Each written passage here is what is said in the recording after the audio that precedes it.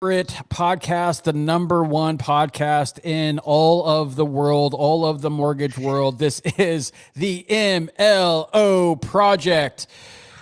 And joining me as always is my favorite co-host, well, my only co-host, and that is Michael McAllister. Michael, what's up, buddy?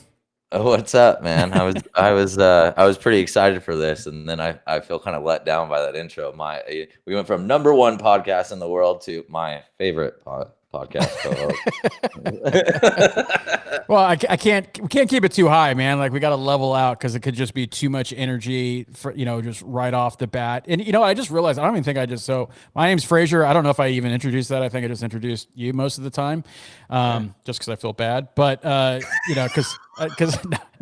I monopolize most of the time. That's what I meant. Not that I feel bad for you.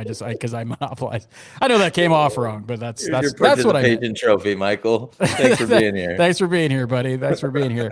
So, yeah, I mean, you guys are coming in because we're talking about, being weird, being quirky, being different, all of the things that honestly, for anyone that knows me for any period of time knows that, one of my taglines is different first, better second. I'm all about being different.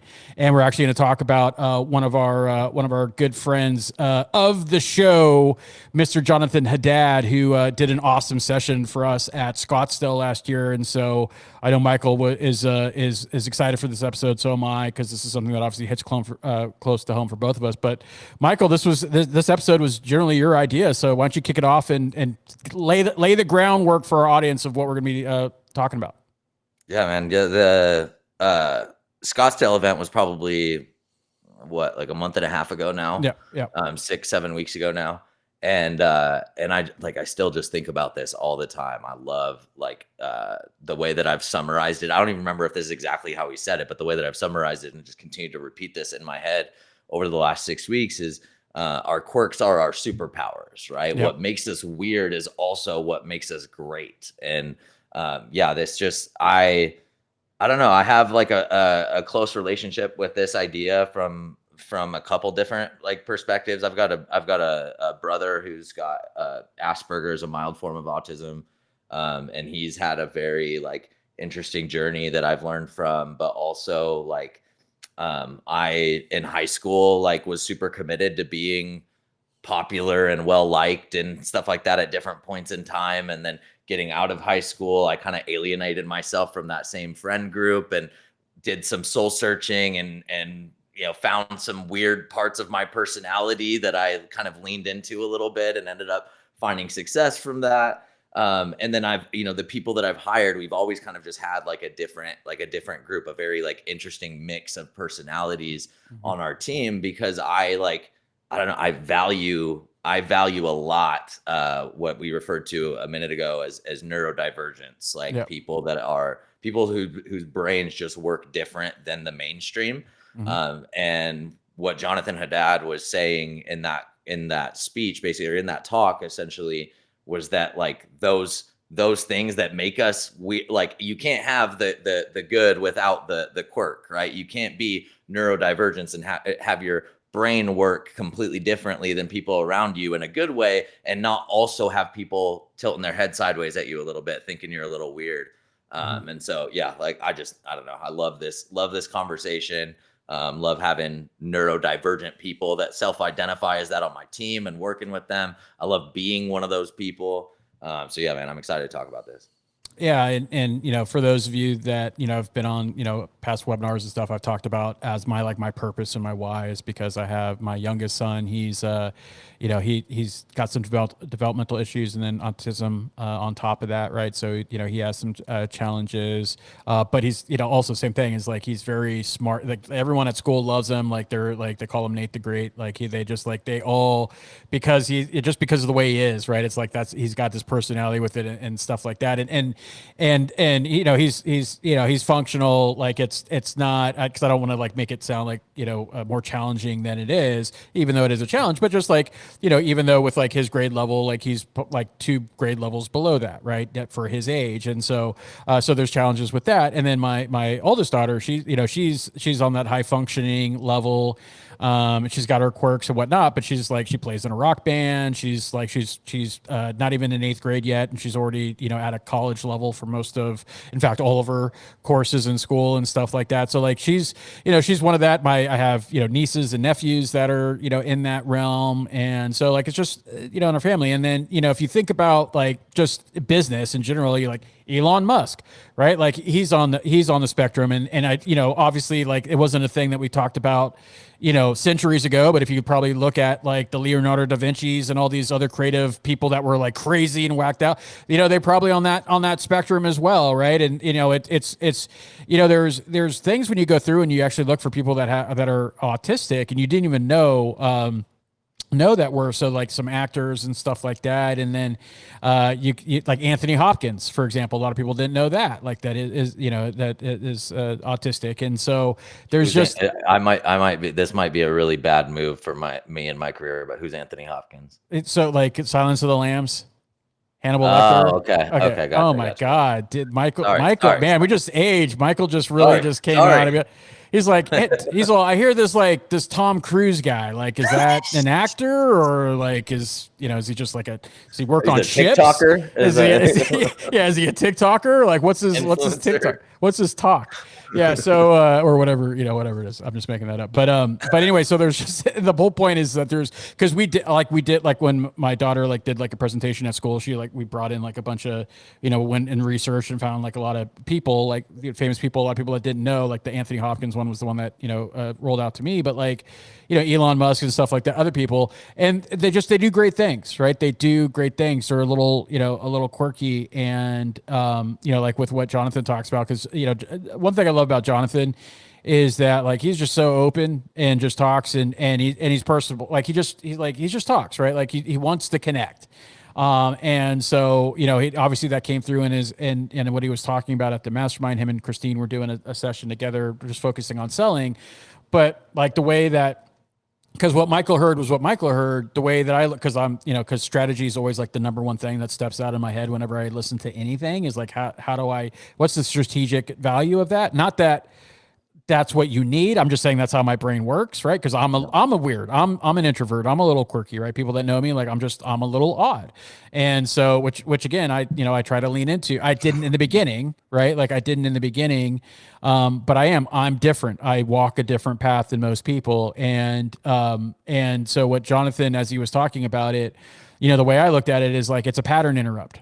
Right. Like Jonathan's good on the phones. He's good. Like he comes off like from like, I understand why he's great at writing loans and creating connections with agents and consumers, because he has that ability inside of it. But the way that he comes across, I looked at as a pattern interrupt, right? That quirkiness, right? So it stands out. And one thing that I could tell you from someone that consumes a lot of marketing data and trends and looks at, and listens to a lot of podcasts and stuff like that to understand like not where we're at, but where we're going to be in like 2 to 5 years, is that one trend that is definitely is like the nice, polished, like perfect people are the ones that are the most distrusted out there, right? It's the people that, that people, not to say that that they should be distrusted. I'm just saying consumers see that as fake, right? Yeah, vulnerability is trending, basically. Exactly, right? Like being who you are to a certain extent, right? Like some people I think do it like they're quirky, but then they like overdo it because they're looking at to try to make that into something as opposed to just being who they are, right? Like they're going over the top. But it's being vulnerable, being who you are. Obviously, all the posts. I made one, a few weeks ago about like me waking up and not wanting to, I didn't want to, because usually I wake up before my alarm. My alarm usually does not wake me up. I'm usually up before it. And so this day I just didn't want to do it. But like I just kind of laid myself out there and just like said, look, see, as someone that's a coach that other people look to help drive them and their success, like, look, I'm not immune to having those struggles too. But I'll tell you the framework that I have and what I use, the same shit that I teach you, is it helps me too. And the reason why I teach it to you is because it helps me. And I laid out everything that I did to help me get me out of it, but realizing that like, just showing everyone behind the scenes that it's a struggle, sometimes. And so, especially when I'm in the position that I am, where you kind of always have to be on, right? Like I'm either on a webinar, coaching, training, speaking at an event or whatever. So you kind of generally are always on. And all of you out there that are like high Ds, right? Or, sales functioning, like high High from like eyes. sales, the highest, like you're always on too. And sometimes you may be home, like, cause some people I'm like, man, do they turn it off when they get home? Because are they just like with that with their kids and their family? Are they like, like full on that? And I've been like in some private settings with their family and like they absolutely are. And so lean into it is I think what we wanted this episode to really be about is not shy, right, Michael? Like I want you to kind of talk a little bit about that. Yeah. Leaning. I mean, I think like what has like become a little bit more mainstream is the um embracing of what we were just talking about, the like neurodivergence and the vulnerability and whatnot. And there's like yet there still is like these categories of weirdness or oddities. Like you could be watching this right now and you could be like, oh yeah, totally, like I see Elon Musk and his social awkwardness and I think it's endearing too, or I think it, blah blah blah, like, or yeah, again, like you could categorize this and be like, yeah, but the way that I'm weird is different. The way I'm weird is not acceptable. One of those things is mania, and like, and being what some people would refer to as like overly intense or crazy, right? Like that's my part of it. Like I'm not like, yeah, trust me, I could do some socially awkward weird shit sometimes, but that would not be like what most people would like put me in a category of, is be like, oh, that dude is socially awkward. But what they would say is like, that dude's intense. Like that dude does not turn off. That dude does not, that dude can go from 0 to 100 really freaking quick with, as far as intensity levels go. And like I sent that I have this book on my shelf that I have listened to. I have not read physically because it's freaking dense, but it's called The Hypomanic Edge. What's that? Is it a Grant Cardone book? No. No. That's a private shelf. I got all his books, autographed, everything. Go check out our one of our episodes. You understand that? Yeah, that's a joke. By the way, that's a joke. I'm not endorsing Grant Cardone. Sorry about that. I couldn't help myself. All right, sorry. You were talking about something serious. The book. The book is called The Hypomanic Edge, and essentially, it's a book about like the history of the founding of America and all of the like crazy, like in today's world would be diagnosed bipolar.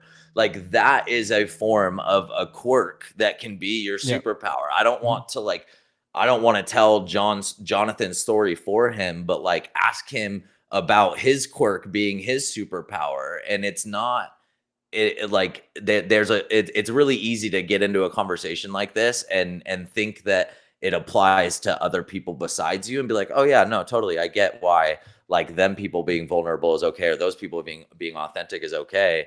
But really, like for me personally, this experience was recognizing like, okay, every fucking personality. Ooh, wow, that's the first F-bomb I've dropped. Oh my God. It's the first of many, friends. I apologize to the MLO We do have the Project explicit audience. advisory sticker. We do. So guys, you knew what you were getting into, but I apologize on behalf of the podcast for Michael's Oh man. Now I forgot where I was going with that. That's all right. Again, I said that was going to happen too, but no. You're talking about how other people might see that it's okay for the neurodivergent and the unique people to for me, it was like every personality test that I take, it's showing that like I like value results over anything, value results over relationships, value results over supporting people, value results. Like, I'm thinking of the DISC profile, value results over analysis, like results. And I like pushed some people away in my life. I know even my family at times didn't understand that as much. I was referred to as like overly sensitive a lot because of stuff like that. And so I bring all this up because like my quirk is different than your quirk, and that's the reason why it's a quirk. And so at the point that I realized like, oh, okay, like these weird parts of my personality that I've kind of struggled with and things that I can trace back even genetically that like I'll continue to struggle with, they also on the other side of the coin are the reasons why I've been successful. They also are the reasons why I've been able to accomplish the things that I've been able to accomplish. And so it's, this journey looks different for everybody. This journey of like, okay, what makes me weird? What makes me different? What makes it like, what is something that I've done or something some habit that I've had that people like look at me weird, like, because I do this? Is it an OCD tendency? Is it an ADHD tendency? Is it a manic tendency? Whatever it is, like figure that out, what that is, and then figure out what the other side of the coin is, because there is another side of the coin. There is the side of the coin that's like, oh, okay, I am good at all of these things because of this. And that was really the biggest thing that I took from it, is not just like the acceptance and the embracing of people and their differences, but the acknowledgement of you and your differences, of me and my differences, and the turning, like the evaluating that and unpacking that on a level that we can say, okay, but what does that make me better than everybody else at? Yeah. Yeah. And I think, when we're, kind of putting this together as like, a lesson, is that lean into who you are, right? And if you are quirky, right, if you are a little different, you could use that as a superpower, right? You could use it as a strength, to not as a weakness, as some people do, and they'll like harp on it, like, I can't do this because of this or that. It's like, no, sorry, there's too many people I know in my life, me personally, other people obviously in the world, that suffer from some great challenges, but they have managed to achieve otherwise. So you could either use it as like a crutch and as a reason not to do something, or you could use it as a reason why to do something or do it even more. And like, I get what Michael's saying. So one thing that like I did when I worked with Eddie Perez at EPM was we did these things called Clifton strengths, right? So like we talked about DISC in a previous one. Clifton strengths is by Gallup, and it basically gives you kind of like a DNA strand. It's basically your top 34 drivers of strengths, and it creates like an entrepreneurial DNA, right? So to me, it's like, it's the best thing you could do as far as to understand the people that you work with or want to work with. And so when Michael was talking about like when he puts results above first, like one thing, like I'll just tell you, like working in a team environment with me, I love the team. I love teams, right? But at the end of the day, like I don't communicate well in teams because of the way that I'm built, right? So it doesn't mean that I have to accept that and everyone has to accept it and we'll just go with it, because ultimately you got to look at those other strengths and how do I lift something else up that's a strength to overcome that weakness. So for example, like, because it's 34 drivers, right? So my top three, number one is strategic, right? Like I mentioned, like, how everything I look at is from a strategic standpoint. Two is futuristic, right? So I'm looking 5 years ahead. And then three is competition, right? So the top five is really who you are. So like strategic, futuristic, competition, achiever, and activator, those are my top five. Three is competition. So communication on mine is number 31, right? And woo, which is like caring what other people think, or woo is like making sure everybody likes me. That's my last one, 34, right? So the joke that we used to have is like Frazier doesn't communicate well, but he also doesn't care if you like that he doesn't communicate well, right? Because like, so meaning there are 30 other things in my brain that happen before I think about communication, right? And in being a marketer, you think that's kind of funny, but it's how you use it. And then obviously woo being the last one, right? So I say all of this is that like, that's how I'm built. And so sometimes that's going to come off as dismissive because I will give a one-word answer because that's the most effective way. Yep, nope, whatever. And so some people cannot handle that. They think I'm angry, or they think that like I'm dismissing them or whatever. It's like, no, I heard exactly what you said. I know exactly, but like, what's next? Right. And so like, cause like, I'll give you another thing, like, as I look at business, I think like, this is especially in the mortgage industry, like we pay so much for FaceTime because we think seeing somebody or being in the office actually matters as opposed to results, right? Like I don't care about hours, I care about results. And some people don't want to see the hours, like in how I do my consultancy sometimes is because you're paying me for the results, not the hours that I spend on something. Something could take you 24 hours to do. It could take me 20 minutes. Right. And so like, and I'm not saying this about everything, and it's not, and please don't take that wrong as like I'm bragging about like that's what it does for everything. I'm just saying there's things that you do that other people takes a long time to do that doesn't take as much time for you to do. So like at the end of the day, like when you look at my drivers, to like Michael's point, like that's going to come at the sacrifice to some other things. But that's part of that's my makeup. Like I can't change that. That's how I'm built. Now, if it's ineffective in business and my relationships and it hurts where I want to go, then I need to find other strengths to overcome those things. So for example, as an example, when I talk about communication being 31 and my other ones being 1, 2, and 3, competition being number 3, the way that Eddie, and this is one of the great, the parts about Eddie that a lot of people don't know if you don't work with him and understand like how his brain thinks. He's like this. That's an easy solve, right? Like on one of our meetings, it's an easy solve. Like if you feel like Frazier's not communicating well, not the communication piece, but like what it's doing, you just simply have to go to him saying, hey, we're going to lose because of X, Y, and Z of this thing. And so that's going to activate his third highest driver. And you better believe that's going to overcome any communication deficit. So that's where you look at, like, you don't worry about focusing on winners. Don't focus on weakness. They focus on their strengths, and they focus on how they make their other strengths overcome the weaknesses that they have in other areas. And that's something that I learned from Eddie and through all of that stuff.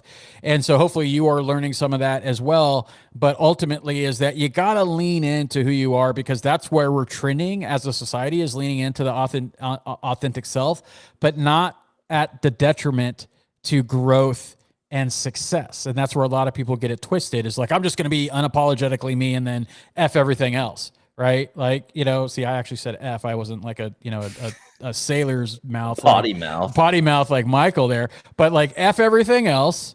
And I'm just going to be me. Right. And I get that. But if it's at the if you're not getting any lift in your personal and professional life because of that, then that's not effective. Right. And so that's what, find some new strengths to lean into. Exactly. Right. And that's what we're talking about. We're talking about, like, look, be quirky, be weird, don't lean into that stuff. And that's fine, but make sure it plays to the higher goal of what you're trying to achieve. Right. Like, so we just want to make sure that we're making clear that, but also, like, it's nothing to apologize for. It's nothing to shy away from. It's nothing to be ashamed of. It's something to embrace and fit, like Jonathan has, and how Michael has, and how I have, and how many of you other people out there have, and use it as a source of standing out from everyone else that's just trying to be like an Abercrombie and Fitch commercial, right? Like that's not what that is, right? Like, we're all not like two ties, button up suits and everything else. Like, there's a lot of color out there. And here's another thing that I learned from my coaching, in Arte with Andy Frisella and Ed Milet,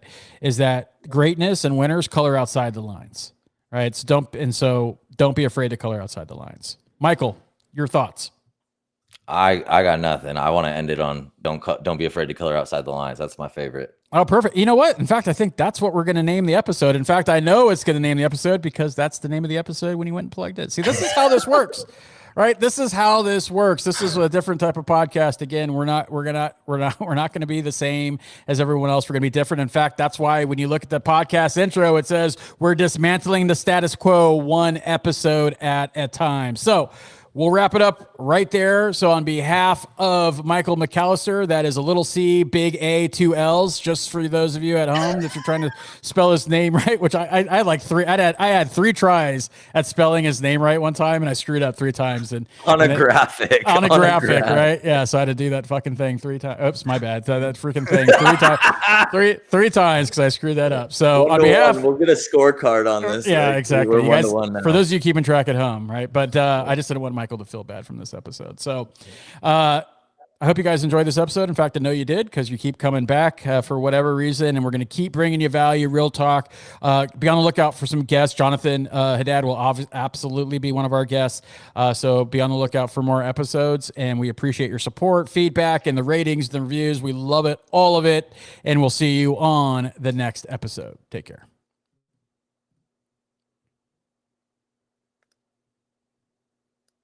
Oh, that scared me for a second. It wasn't popping up, and I was like, all right, don't fucking do that to me. I hope people enjoy these as much as